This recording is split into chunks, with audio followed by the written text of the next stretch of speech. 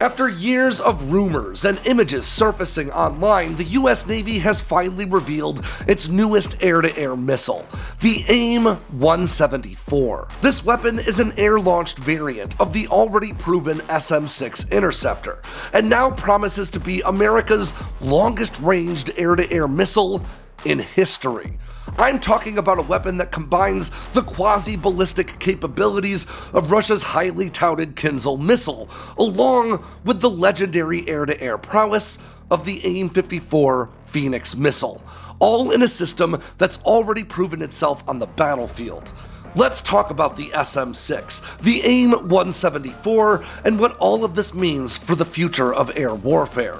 I'm Alex Hollings, and this is Air Power.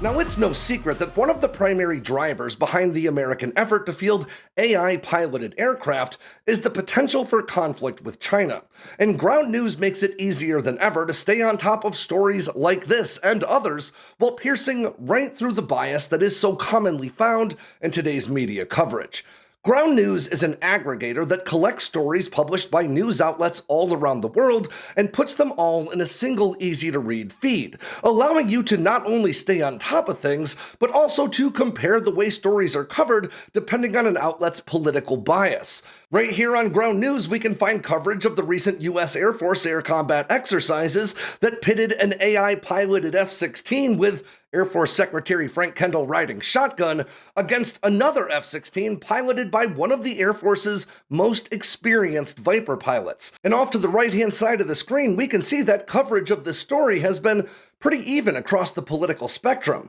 with 141 total outlets covering the story, including 23 left-leaning, 22 right-leaning, and 70 centrist outlets. And that fairly even political distribution also translates directly to headlines, with right-leaning outlets using headlines like, "An AI-controlled fighter jet took the Air Force leader for a historic ride. What this means for war." Then left-leaning outlets using pretty similar language, like this headline that reads, "AI-powered fighter jet kept up with human pilot during the Air Force's historic experimental dogfight." Ground News isn't just a big part of my research, it's a big part of my day-to-day news consumption, and it can be for you too, for a real bargain. Just go to ground.news/sandboxx with 2 X's, or follow the link in the description below to get 40% off the same Vantage plan that I use in my research. Again, that's ground.news/sandboxx with 2 X's to get 40% off their Vantage plan to help you stay on top of things.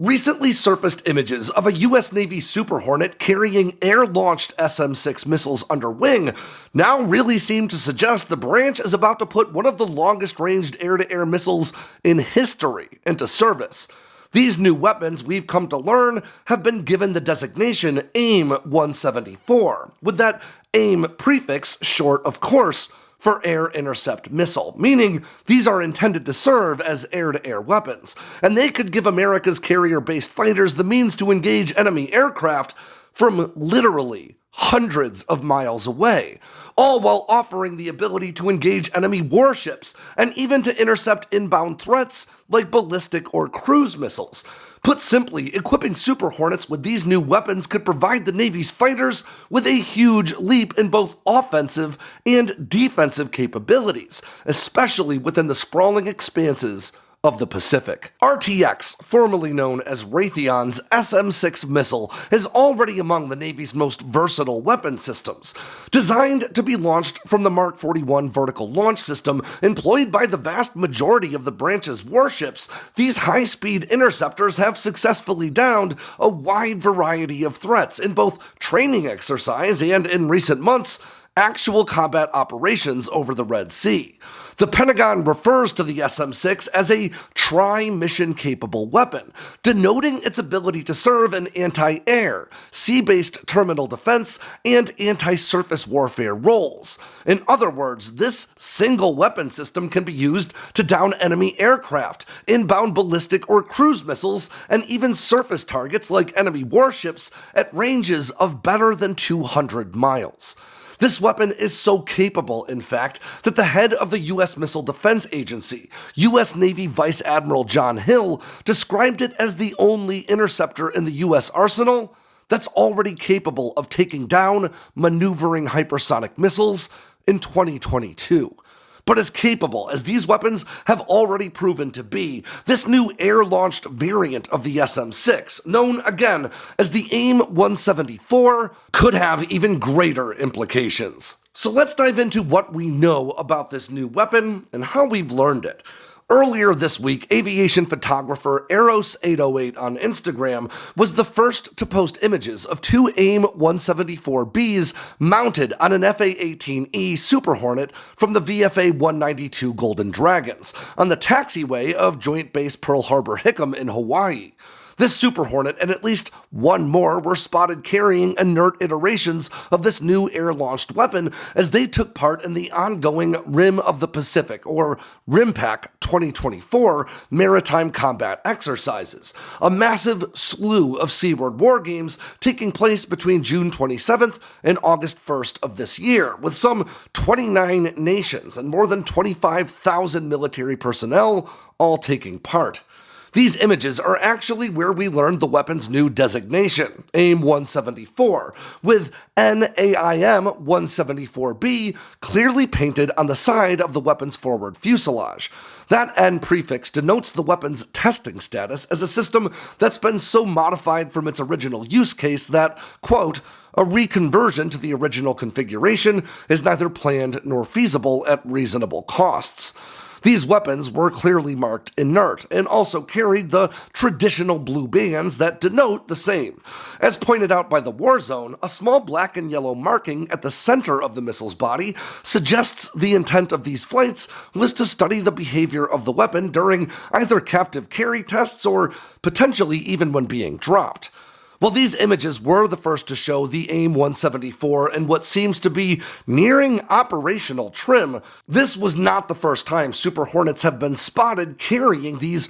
air-launched variants of the SM-6. The first SM-6s spotted under the wing of a Super Hornet actually date back to 2021, when an FA-18F from VX-31 was spotted carrying one of them with orange accent paint. Then, on April 17th of this year, another Navy Super Hornet, believed to hail from the Air Test and Evaluation Squadron, or VX-9, was spotted carrying the same weapon about 60 miles north of the Naval Air Weapons Station China Lake. While it does remain possible that this new air-launched weapon may not be destined for operational service, the compiling evidence certainly suggests that it is, and that the Navy's been working on bringing this capability to bear for at least 3 years now. Now, the Standard Missile 6, or SM-6, also known as the RIM-174 Standard Extended Range Active Missile, or ERAM, was originally designed specifically to serve as an anti-aircraft weapon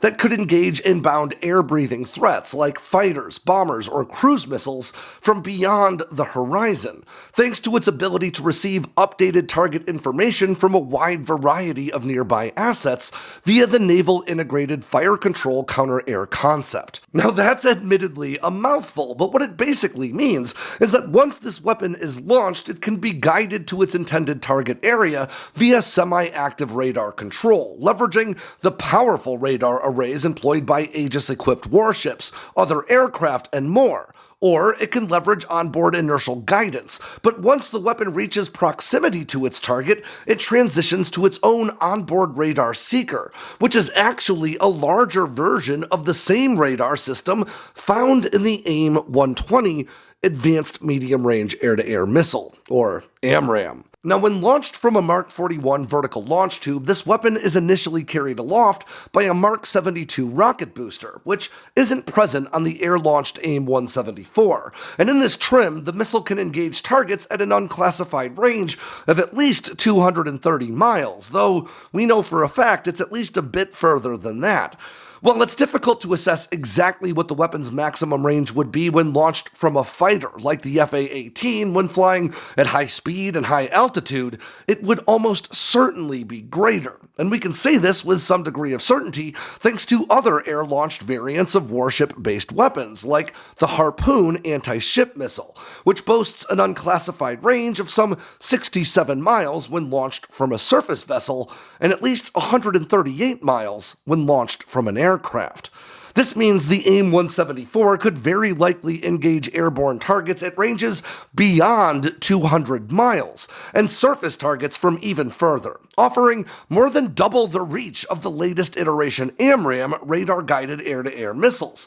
In fact, this incredible range would mean the weapon itself can hit targets significantly further away than the Super Hornet's AN/APG-79 active electronically scanned array radar could even find them. Which is why the missile's integration with that naval integrated fire control counter-air concept is so vital. In effect, the Navy's Super Hornets could launch these missiles from hundreds of miles out, relying on other radar arrays, like, again, those found on Aegis warships, or on airborne early warning and control aircraft, or, importantly, stealth sensor-fusing platforms like the F-35 to relay the necessary target data to allow the missile to close with its target until it can transition to that onboard radar seeker. Or to put it another way, the AIM-147 could allow the Super Hornet to serve as a missile truck for the stealth F-35C flying further ahead into contested airspace, with the F-35s spotting targets with their own powerful AN/APG-81 radar arrays and relaying those coordinates back to non-stealthy Super Hornets lugging these 3,300-pound missiles under wing. Now, it's worth noting that engaging enemy fighters from that far out will always be a tricky proposition, as that incredible distance the weapon has to cover gives agile fighters pretty ample opportunity to shake them. But these weapons could be absolutely devastating to larger, more sluggish targets like AWACS, tankers, ISR aircraft, and bombers. And maybe just as importantly, the weapon's secondary role as a surface warfare asset means this one missile could allow Super Hornets to engage aircraft or enemy warships from standoff ranges, making it an extremely valuable commodity as the US positions itself for the possibility of conflict with China in the Pacific. And if all that weren't enough, this weapon achieves speeds of around Mach 3.5 when engaging airborne threats, but can likely reach hypersonic speeds, or speeds in excess of Mach 5 as it closes with surface targets, making it something of a quasi-ballistic missile similar in some regards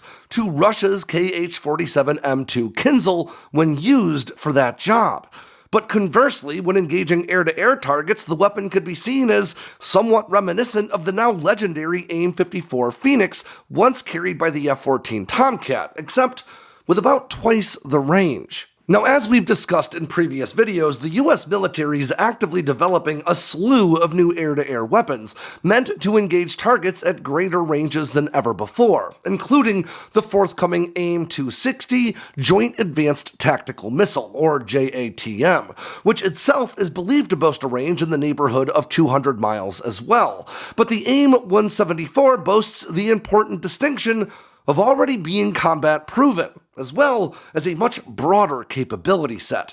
Super Hornets armed with these weapons could represent a massive increase in both the offensive and defensive capabilities of a carrier air wing. In 2014, an SM-6 set a record for the longest surface-to-air engagement in naval history, at a distance the US Navy did not disclose, only to go on and break its own record 2 years later in January of 2016, when SM-6s were used to intercept 5 separate targets from beyond the horizon. That same year, SM-6s were used to sink the decommissioned USS Reuben James, a Perry-class guided missile frigate. Then, in December of 2016, an SM-6 broke its own record again, scoring the new longest-range surface-to-air intercept in naval history, again at an undisclosed range. In another set of exercises carried out in 2017, SM-6s intercepted medium-range ballistic missiles in their terminal phase,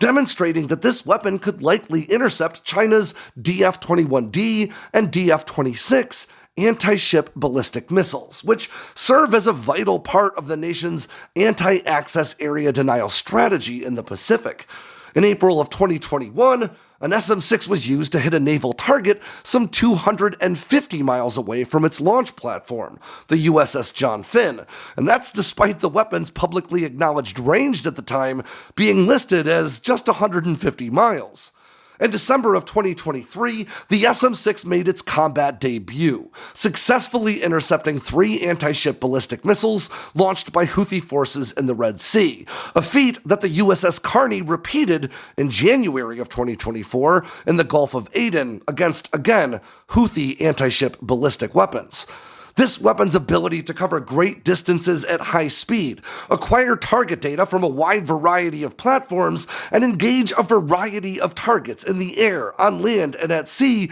make it extremely useful as a ship-based system. But by launching them from aircraft as well, the Navy can dramatically increase the possible vectors in which this missile can close with a target, significantly complicating matters for adversary forces who are hoping to defend against an onslaught of inbound weapon systems. Which means not only does the AIM-174 have the potential to be America's most capable air-to-air missile, but it also promises to be a truly general-purpose weapon akin to the ones we once considered silly in games like Ace Combat 7. And now, with AIM-174s flying as a part of RIMPAC 2024, it seems very likely that the US Navy will be putting this weapon into service in the not-too-distant future. Now, to be clear, this is not a weapon that will ever be carried internally by America's in-service stealth fighters, not unless the new ones are a whole lot bigger. And to give you a sense of just how big it is, let's compare it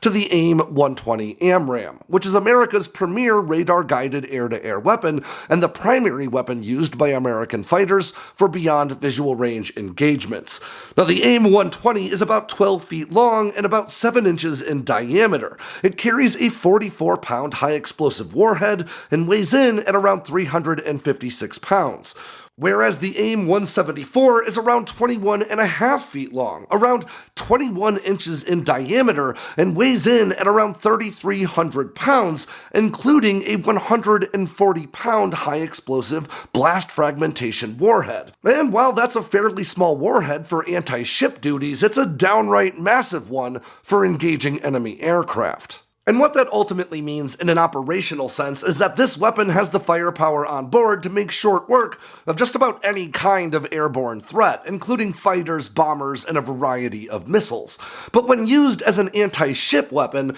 it likely wouldn't have the firepower necessary to sink a large-hulled vessel, and instead would be used to accomplish what we usually call a mission kill, which is where you inflict enough damage to the vessel where it doesn't sink but can no longer take part in its intended mission. Now, in the images posted earlier this week by Eros 808, we can clearly see 2 of these AIM-174s carried under wing by this Super Hornet on what sure look to be BRU-32 heavy-duty ejector racks, and if I'm right about that, they would have little trouble managing these heavy weapons. The BRU-32 is rated to carry ordnance of up to 4,400 pounds, and the Super Hornet itself can take off carrying some 17,750 pounds of ordnance, meaning it's at least theoretically possible for a Super Hornet to take off while carrying 5 of these massive air-to-air missiles. But to be clear, that would almost certainly never happen. First of all, the Super Hornet probably couldn't land again while carrying all that hate, and it would also completely eliminate the possibility of carrying things like external fuel tanks or other weapon systems. It seems a lot more likely that Super Hornets would fly with 2 of these AIM-174s on board, along with a pair of AIM-9Xs out on their wingtip pylons, and maybe a few other weapons or external fuel tanks to boot. And with a common modern carrier air wing, including 3 squadrons of FA-18 Super Hornets and a 4th of F-35Cs, each of those squadrons representing between 10 and 12 aircraft, that means that one aircraft carrier could scramble somewhere between 30 and 36 Super Hornets, each carrying at least 2 of these weapons, representing between 60 and 72 of these AIM-174s, or air-launched SM-6s, which alone would represent the combat capacity of adding another 2/3 of a destroyer to the carrier strike group. And with a combat radius of some 500 plus miles, that means these Super Hornets could engage airborne threats from better than 700 miles away from the aircraft carrier, and surface threats from even further. Add some mid-flight refueling from the MQ-25 Stingray carrier-based drone tanker, and, well, you get the idea. But, and there is always a but, it's also really important to be clear that a lot of this is assertion. It is evidence-based assertion, but it is assertion nonetheless, and thus far the Navy has not even acknowledged their plans to put this AIM-174 in service. In fact, they haven't acknowledged it at all. But the fact that we have seen these weapons loaded onto a Super Hornet multiple times over the past 3 years, the fact that these weapons now have an official designation as AIM-174s, and the fact that they are being used to at least some extent in RIMPAC 2024 all suggest that these weapons are making their way towards service. And while we can't speak to confirmed specifics, we can be certain that they will bring a great deal of new capability to the FA-18 Super Hornet and the US Navy Carrier Strike Group itself, if and when they do. And while there are already a slew of other advanced new air-to-air missiles already in the works, some of which may even outrange this AIM-174 once they enter service, this weapon's incredibly broad capability set as both an air-to-air and an air-to-surface weapon, the fact that it can be employed by warships and fighter jets alike, and the fact that this weapon has already proven its ability to down ballistic missiles, cruise missiles, fighter jets, and more, could mean that this could be the most significant new addition to the US Navy's arsenal in decades. And you better believe I will be paying very close attention to what the US Navy has to say about this. And with that ends yet another edition of Air Power from Sandboxx News. I'm Alex Hollings. Make sure to swing by sandboxnews.com today and every day for all the latest in news, entertainment, and motivation from all around the force. If you got anything out of today's video, make sure to click like and subscribe down below, and leave me a comment so I know what I should cover next. And of course, don't forget to tap on that bell icon so you never miss a drop from Sandboxx News.